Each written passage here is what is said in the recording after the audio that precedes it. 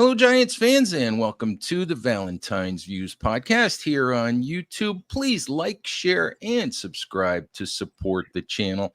All right, it's Monday, August 26th, one day before official cuts from 90 to 53 players have to be made by teams across the NFL. Giants already made, I think, 13 moves on Sunday. So we'll talk a little bit about those today, and we'll go through the 53-man roster projection that I posted on Sunday at Big Blue View. And here to help me do that and to pick apart all of the decisions that I made in that 53-man projection and tell me why I'm wrong all the time is Big Blue View's Tony DelGenio. Morning, Tony. How are you? I'm doing well, Ed. Thank you. Be nice to me, Tony. Be nice to me today. Be nice to me. All right. It's so the Giants can't get emotional about that, right? You know, why would we do that? Why would anybody do that? So lots of interesting decisions to be made by the Giants. And you know, before we get into the projection, they did cut 13 players over the weekend on Sunday. The notable one for me was Marcus McKethan, a fifth-round pick in 2022, guy who started, I think, 5 games a year ago. The writing was on the wall for that all summer as he worked pretty much exclusively with the third team. But it's not good, really, when you're cutting, you know, guys that you drafted on their rookie contracts. Just a quick thought on whether the McKethan cut surprised you or if anything surprised you from the early cuts. So it didn't surprise me because I don't think he's really shown much of anything in the 2 years that he's been a Giant. He was a 5th-round draft pick. And so, you know, at that point in the draft, you're taking flyers on guys rather than drafting people that you have a really kind of strong feeling about. Nonetheless, you'd hope that a guy who's on his rookie contract can make it through the bulk of his rookie contract before you do get rid of him. And so it is a little bit of a disappointment when you see somebody being released after only 2 years in the league. It says that, well, that was clearly a mistake. But on the other hand, it's a 5th-round draft pick, and the vast majority of 5th-round draft picks don't make it in the NFL. Agreed. So let's get into the projection. And we'll kind of go position by position. You know, folks, if you want to see the entire projection and see, you know, my full reasoning for a lot of the choices that I made, check that out at bigblueview.com. As I said to Tony, I'm sure you guys will let me know where I screwed this up. So, all right, let's start quarterback. I've got all 3 guys making the roster. I think that it's become more and more obvious that the Giants that they need to keep Tommy DeVito.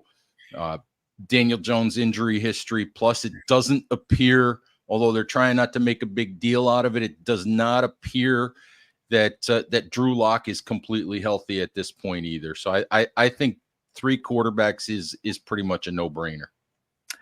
For me too, and not only for the reasons that you mentioned, but I just feel that in general, teams should have 3 quarterbacks on the 53. It's too important a position in the NFL for you know, not to always have that many at your disposal. I mean, Brian Daboll, you know, saw the ramifications of not having 3 guys on the game day roster a couple of years ago during the Chicago game when Daniel Jones got hurt, and then Tyrod Taylor came in and he promptly got hurt.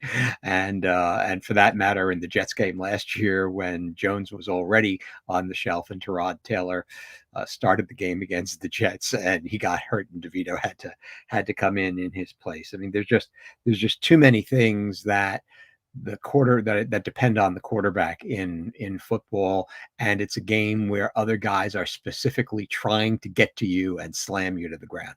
So I think everybody should have 3 quarterbacks on game day.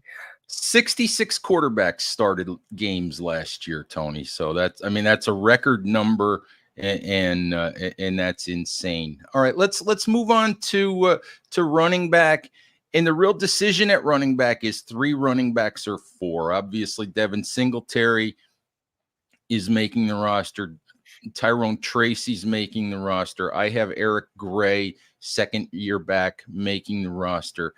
I have the Giants cutting Dante Miller and putting him on the practice squad, or at least trying to pass him through waivers to the practice squad.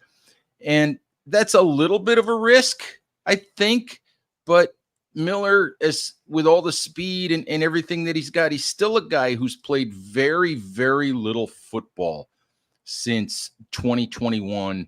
I think he's a guy they can probably squeeze through to the practice squad. Thoughts on that one? So I agree with your logic on that. And if you ask me what I think is going to happen, then I agree that they'll try to get him onto the practice squad.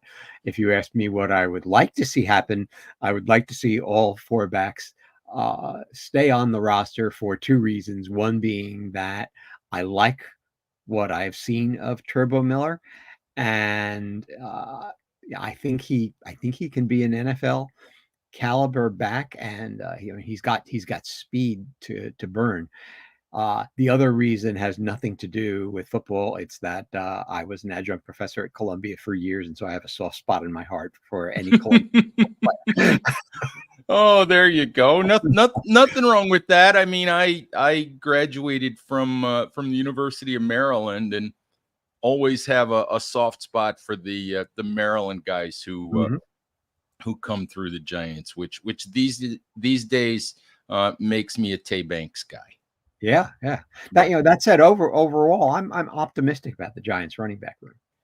Absolutely, and it just points to the fact that these decisions, the final few, get very, very difficult because there's only, you have needs across the roster. You have to keep a certain number of players at a variety of positions, and you have to make some hard choices. And for me, Miller to the practice squad is definitely a hard one, but I think it's a risk that the Giants would be able to get away with. All right, I want to move to tight end. I have 4 tight ends making the roster. I have Daniel Bellinger, Theo Johnson, Chris Manhertz, and Jakob Johnson. And yes, I discovered on Saturday night that it's not Jacob Johnson, it's Jakob Johnson. So that was a discovery for me, something I didn't know. But I have Johnson, who's only been on the roster for about a week and a half. I have him making the team because he's really and truly a fullback. And I think what he's shown so far is that there's benefit not only to having a fullback, but to having a good one. And he looks like a good one. He's a veteran one. And I think that any help that the Giants can get in blocking for their run game, and maybe having him on the field in passing situations to be an extra blocker might be a good thing as well. That's a curveball to the roster that obviously we wouldn't have had a couple of weeks ago. Yeah, so I can't say I disagree with that. I don't really have much of a feeling about Jakob Johnson. And is he German? Will he play when the Giants go to Munich later this season? Yeah, I believe so. Mm-hmm. Okay.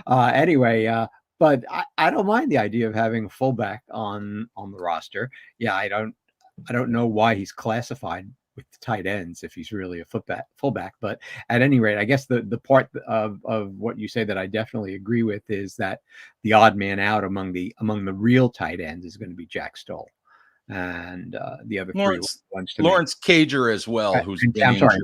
Lawrence Cager as well. But he's been injured. Remind me, I can't remember. Yes, he's been hurt. He's got first he had a hamstring and then he had a groin, and so he's been out for a while. The telltale sign that Jack Stoll was not making the roster was that Jack Stoll played every offensive snap on Saturday night in the meaningless preseason game against the Jets when the players who played were almost exclusively the guys who won't be making the roster. Yeah. Yeah. And I don't So, think he's shown anything really. And when he was an Eagle, he didn't particularly show me anything either that no, made me think that they'd want to keep him. And, compared he to the other three guys that they are going to keep who all have some potential. I mean, Bellinger was somebody we were a little bit excited about as a rookie, and then he kind of disappeared last season. They hardly used him at all. And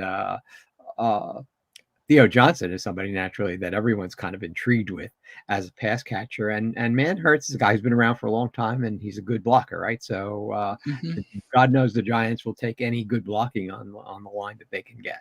Absolutely. It's been interesting to watch how the Giants have used their tight ends this summer.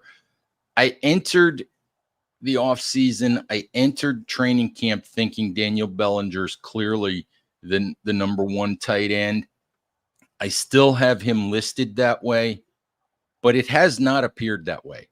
It has appeared as though Theo Johnson is the number one tight end because Daniel Bellinger has spent the majority of his time all summer working with the twos and the threes. And it looks like Theo Johnson is the number one tight end. And when they go 12 personnel with two tight ends, the second tight end has been Manhurts consistently. So, I like Daniel Bellinger. I think he's a good player, but I won't be surprised if we don't see as much of Bellinger, on September 8th against the Vikings as we might think. Yeah, and I think, and I don't know how much this is carried over to training camp, but I think one of the things that perhaps has hurt Bellinger is that last year, at least, even his blocking was really poor last year. And so when you have a tight end who can't block well, and I don't know whether that's carried over into camp, but if you have somebody that you don't trust to really give you something in the blocking, then they've got to really give you something in the passing. And of course, since they just drafted a guy who they think probably has more upside in the passing game, then in some sense, well, what's your reason for having him start over either a better blocking tight end in Manhurts or a better receiving tight end or at least better receiving upside, I should say, tight end in Theo Johnson. And maybe that's how they're viewing Bellinger these days. I still think Bellinger can be a good receiving tight end. I just but he has to show that he belongs on the field and getting significant number of reps.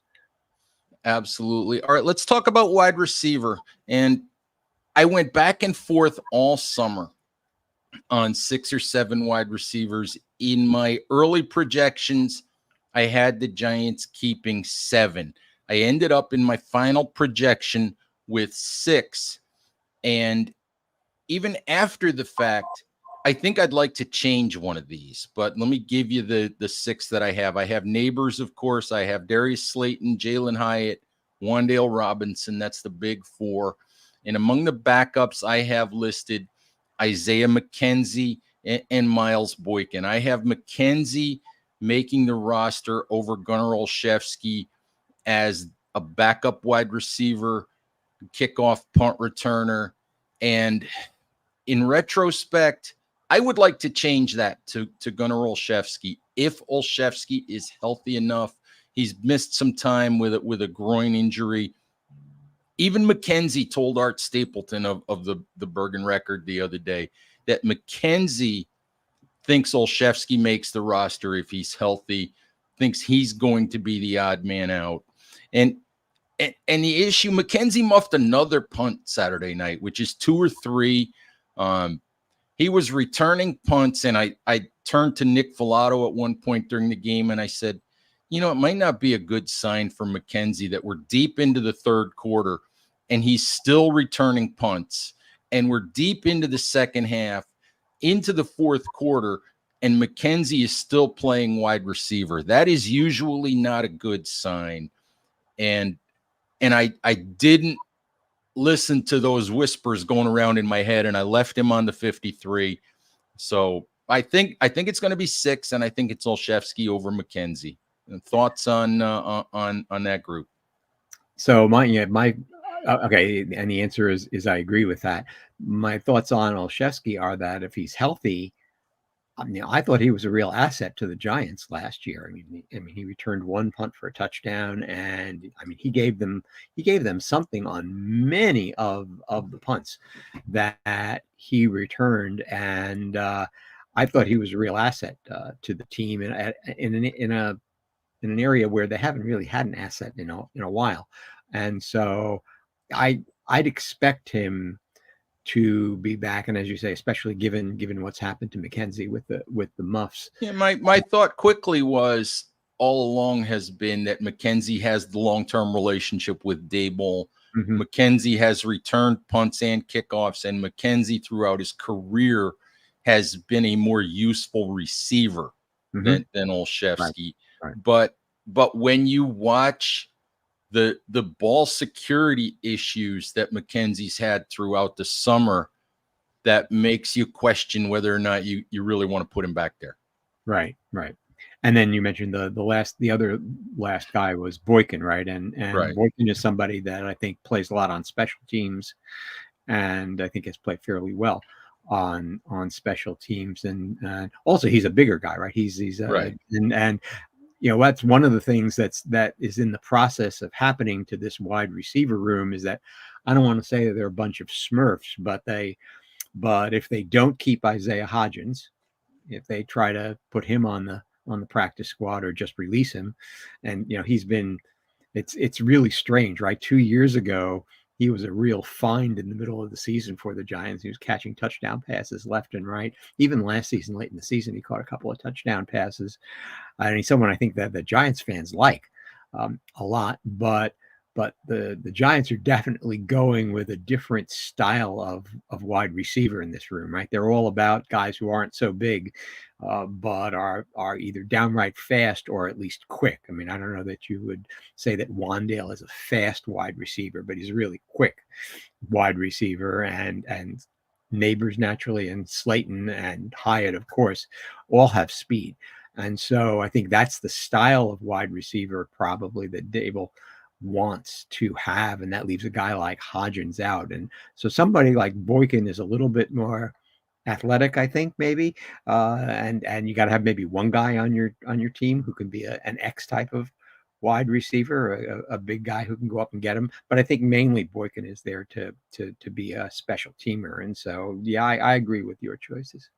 I think it's going to be interesting to see if they can get either Hodgins or the veteran Allen Robinson, who I don't think is going to make the roster, get one of those guys to the practice squad. Mm-hmm. That'll be, we'll see if they can do that. I think they would like to. We'll see. I think maybe Robinson is more likely if they can get a guy in his 11th season to accept a practice squad spot. Right. All right, let's talk about everybody's favorite New York Giants subject, the offensive line. I have 9 guys making the roster. I have, of course, Andrew Thomas, John Runyon, John Michael Schmitz, Greg Van Roten, and Jermaine Illuminor as your starting group. I have Aaron Stinney, Josh Azudu, Evan Neal, and Jake Kubas making the roster as the backup 4. That means Austin Schlottman, the veteran backup center that the Giants signed in the offseason, doesn't make it. And I'll be honest, I flip-flopped those guys after Saturday night. I had Schlottman in and Kubas headed to the practice squad. But Schlottman was not good on Saturday. And I know that the Giants like Kubas. I couldn't figure out a way. I couldn't really justify keeping 10. So my choice was Kubas over Schlottman, which I think is really the only big decision that has to get made on the offensive line. And Kubas actually has played well. I mean, yes, relatively well. I don't not all pro caliber. He's been getting he got reps consistently with the first and second teams through the summer, and that tells you that the Giants like him. Yeah. So I agree with that list, or I agree with that's what the list is going to be. I still and I will die on this hill. I still want the Giants to bring back Tyree Johnson. Tyree So Phillips, you I'm mean? sorry, Tyree Phillips. I'm just uncomfortable with the depth at tackle, and gee, I'd feel a lot better if Phillips was on the roster to come in for a right tackle if they get injured. And I mean, Evan Neal played again at right tackle, and he didn't have an overall bad game, but he had a few reps where he was just being beaten badly to the outside in the way that he always is, beaten to the outside. And I just feel like we're at the point where the Evan Neal experiment has to shift inside the guard if they're going to salvage him. And I have no confidence at all in Josh Azudo as a tackle. Again, and I know they see him as a tackle. I mean, I guess they send that message over and over, but I have to admit I haven't seen anything about Josh Azudo that makes me think that he's a tackle. Nope. The Giants appear willing to die on that hill, with Azudu as a tackle, and I think you're right. I think a lot of people feel the way that you do, that it would be comforting if they were to add Tyree Phillips to the roster. And I think we saw the other day, there was a video of Phillips working out. There was some information that he's begun to talk to teams. I would think that the Giants are on that list. So we'll see. That's possible that that Phillips could make a return to the Giants. In terms of Evan Neal, I think that as the season goes along, and we won't see full practices, going forward, but I think you'll probably see Evan Neal start to get some work a little bit at left tackle. You'll probably start to see him get some work at guard. I think that what the Giants have done so far with him is left him alone at right tackle, because it's the position he's been playing, for the last 2 years, as he sort of works his way back from this ankle injury. I think the idea is that they don't want to throw a position change on top of him simply getting healthy. But once they feel like he is healthy, I think they'll start to move him around. Brian Daboll has been clear that the backup offensive linemen have got to have multi-position flexibility. So I would think that Evan Neal at some point will start to get moved around. And we'll see what happens with Neal. I mean, he may never have to play, but if he does have to play, we'll see what happens. I did like his attitude in the locker room the other night. He didn't shy away from questions. He seemed happy to be back on the field. So we'll see what happens with him. But I think with Evan Neal, I think everybody would be happy if he just becomes a useful player of some sort. Mm-hmm.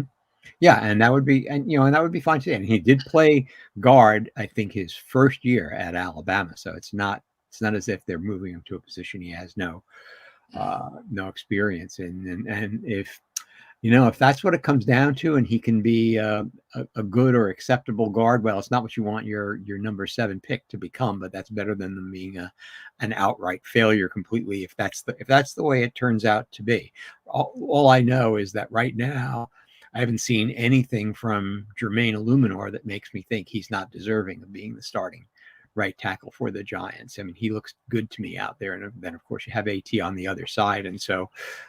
If they can salvage Neal as a guard, well, that's all right. Absolutely. All right. Let's turn to the defensive line. I have 5 defensive linemen making the roster: Dexter Lawrence, Rakeem Nunez-Roches, Jordan Riley, DJ Davidson, and the amazing 5'11" speedy dynamo, 280-pound undrafted free agent Elijah Chapman. Feel really bad for Ryder Anderson, who got hurt, ended up being waived injured, a guy that was being used as a potential starter when the Giants were in base defense. The one thing that I will say here is if I was DJ Davidson, I would not put money down on a house in the next couple of days, because I think that the Giants might look to upgrade on the waiver wire once cuts get made. Yeah, I would agree with that too. I mean, I don't see how they cannot keep Chapman. He's just been. I mean, I don't want to get too hyperbolic about it. You know, he's still playing. Sure you do. Sure you do. Backups and things. Right, but what you've seen from this guy on the field, right, is that he never gives up on a play, and he's shown that in two separate exhibition games. The first one against the Lions, where he wound up sacking the quarterback after he had already gotten blocked out of the play, and he got up and ran after the quarterback and dragged him down anyway. And then, of course, in the game against Houston, where he showed off his Olympic level track speed and ran down a running back 45 yards down the field, which went viral on Twitter. And so you really have to love him. Jordan Riley is somebody who hasn't shown much, although he did have a pretty good game against the Jets. I think he had at least maybe one sack and a couple of pressures and so on. But I have Jordan Riley as well as DJ Davidson in the Jag just a guy crowd. And so if the Giants see someone hitting the waiver wire with potential to be something more than just a Jag, then I could definitely see them doing that, and one of those guys possibly getting bumped. All right. In this one, linebacker, I seem to have miscounted here when I did the linebacker. Actually, what I did here is I have Carter Coughlin listed as out when I actually have Coughlin making the roster, because I have 6 linebackers. I have Okereke, McFadden, Isaiah Simmons, Darius Muasau, Deontay Johnson, and Carter Coughlin making the roster. So in the printed version, I just have Carter Coughlin on the wrong line. That feels like a lot of linebackers, but special teams value, injuries with Deontay Johnson not being 100%, Carter Coughlin having missed a lot of time during the summer.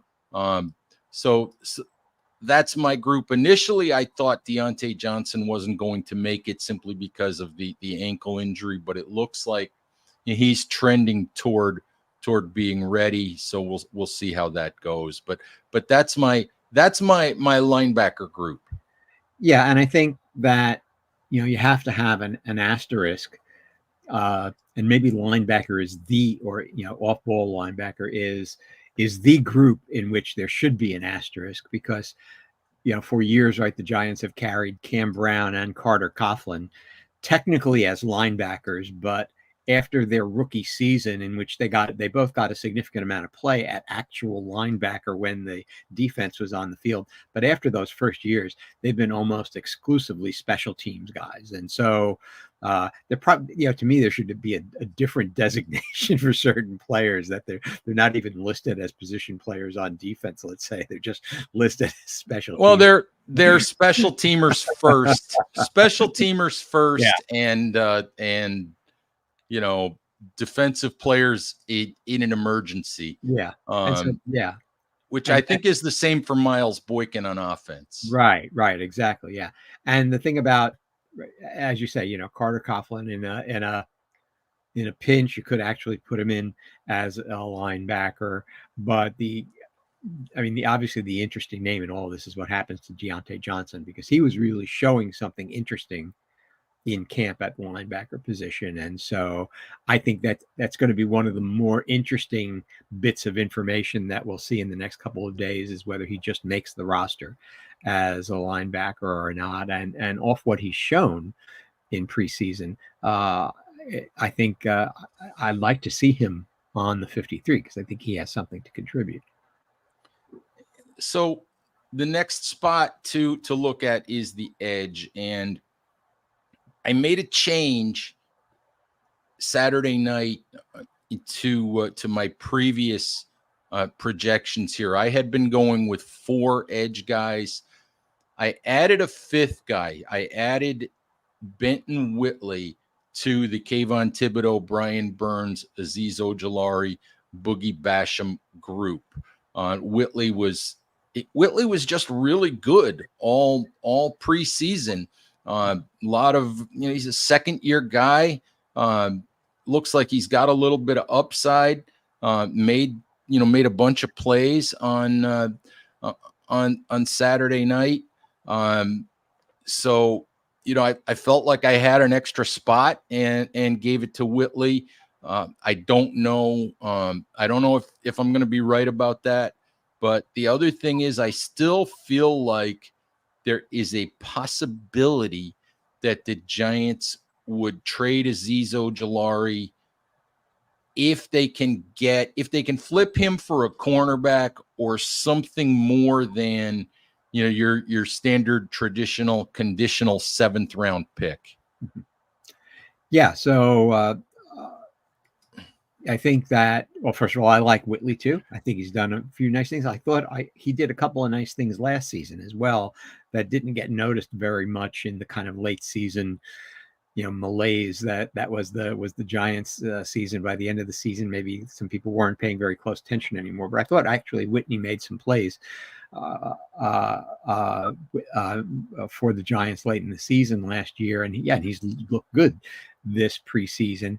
I also feel like that position is also one where there's a possibility that players might hit the waiver wire that the Giants might consider. And the Giants being 6th in the waiver wire pecking order, they could actually sign a lot of guys off the waiver wire if they wanted to.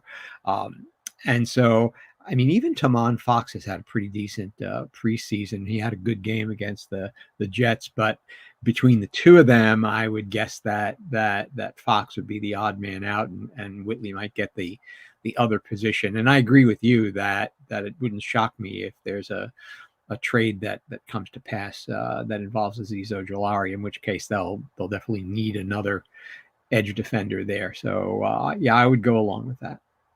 All right, cornerback. I have Tay Banks, Cordale Flott, Nick McLeod, and Drew Phillips as the big 4.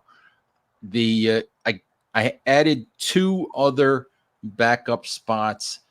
I have Trey Hawkins, the second year player, and veteran Trey Herndon, who's a veteran backup slot guy mostly. I have those 2 guys making the roster. The big name that I have out is Darnay Holmes, guy who's been a Giant for 5 years, but whose role seems to be decreasing year over year. And I have Herndon making the roster over Darnay Holmes. But as we've talked about, if I was Trey Hawkins and Trey Herndon, I would not be incredibly comfortable, even if I make the roster on Tuesday afternoon. I think this is a spot where the Giants have to look at the waiver wire. They have to look at veteran free agents who get cut on Tuesday and look for some upgrade, because we're not even sure at this point that they have a quality cornerback opposite Tay Banks. Yeah, there is no position on the team that I am more uncomfortable about right now than cornerback. The only thing I will say about Darnay Holmes is that he's had a good preseason, a really good preseason, but not as a cornerback, as a special teams player. And so if he's still on the team come Wednesday morning, then my guess is that they're doing that with the intent that he'll be basically a special teams player and then just an emergency replacement as an actual cornerback, sort of like, in the Carter Coughlin basket. All right, let's say.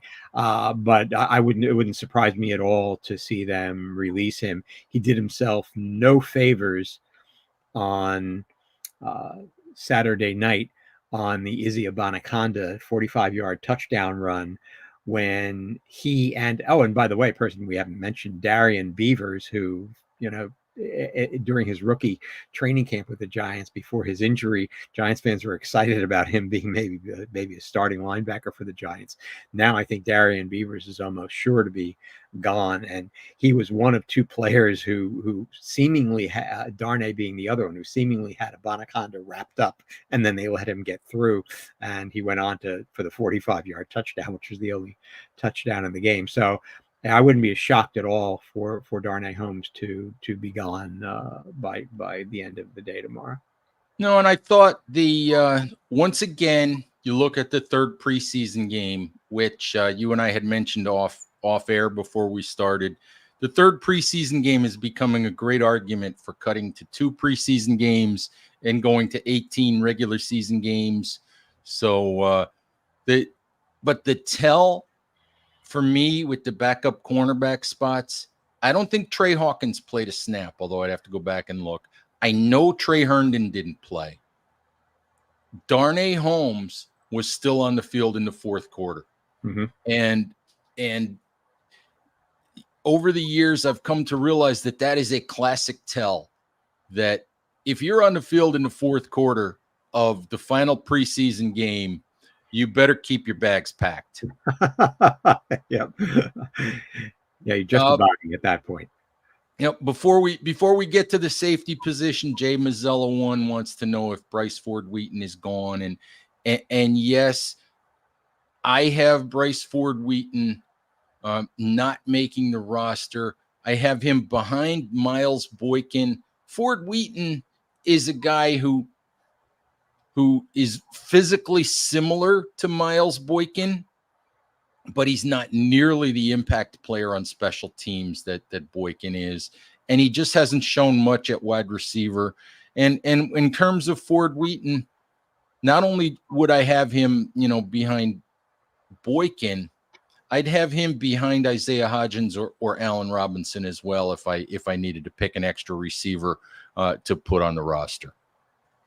And there's been zero mention of Bryce Ford Wheaton, right, all training camp, and that kind of maybe says something about how there was obviously there was excitement at least in fandom when the Giants signed him as a free agent last year, right, and then he got hurt, but you haven't really heard a thing about him all training camp. No, you haven't. All right, let's talk about the last position. Safety position, I have 4 players making the roster, one of which was a late switch for me. I have Jason Pinnock, Tyler Nubin, who I think the second-round pick out of Minnesota, Nubin, I think Nubin is going to end up taking that starting job away from Dane Belton. And the fourth safety that I have making the roster is undrafted free agent Alex Johnson out of UCLA. And I have him taking a roster spot away from 2023 7th-round pick Jervarius Owens. And honestly, that's based in large part not only on the fact that Johnson's been pretty good all summer, but Jervarius Owens has missed about the last 2 weeks with a knee injury, and you want healthy guys. So I don't know the extent of Owens' knee injury, but I think Johnson has played well enough all summer, for me to justify, making that switch, pushing Jervarius Owens to the practice squad, letting him get fully healthy, and then maybe later in the season you'll see Owens back on the roster as a backup safety and a special teams player. Yeah, that makes a lot of sense. And as you say, Alex Johnson has done some good things in training camp. I also agree they're going to try to get Tyler Nubin onto the field, getting regular snaps in the regular season as soon as they can, because I mean, the safety position wasn't very high profile in this year's draft, unlike in some years. There was no Kyle Hamilton there, and nobody, even certainly not like 2020 when you had McKinney come out and Winfield came out and Jeremy Chin, I think, right, and Right. And Duggar, and right. I mean, there's some years that safety is really a big position in the draft, and this year safety was mostly ignored, and Newman really was the top safety in the draft according to most people. And so I think the Giants probably like what they see from him, and so I expect them to get him on the field as quickly as they can. Kyle Hamilton, you mentioned him, before we finish up. You mentioned Hamilton, and a light bulb kind of went off in terms of Newman, because I remember a couple of years ago when everybody was discussing Kyle Hamilton, and I was on yes, Kyle Hamilton. I think that was the year the Giants had that was 2022. Giants had the number 5 and number 7 picks, and we know what they did with those picks. But I was on the bandwagon that I would have been fine taking Kyle Hamilton with, say, the 7th overall pick. And most people were like, oh, he's not fast enough. He doesn't have the range. He doesn't run well enough. And Kyle Hamilton's pretty darn good. He's a really, really, really good player. The fact that he doesn't run the world's fastest 40-yard dash does not seem to make a bit of difference. And I know that it just made me think about the fact that the big concern about Tyler Newman is speed. And I just think there's so much else to like, and intelligence and instincts can, in a lot of cases, make up for any, for a lack of speed in a lot of situations. So I want to see Tyler Newman get on the field as much as possible, because I think by now we know what Dane Belton is. Yeah. Well, you bring Dane Belton in when you need an interception. And that's the one thing that Dane Belton does, is intercept passes. But when he's not intercepting passes, he hasn't really been that good the rest of the time. And as you say, Newman is one of these guys who, for lack of a better word, he's a baller. I think he's someone who knows how to play football, right? Mm-hmm. and also has, I think, the passion for it. Not that the other guys don't have the passion for it, but I think he's someone who makes up for whatever he lacks in physical attributes by just being a good football player. And so he has the ability, if he can develop some, to turn into that kind of safety for them.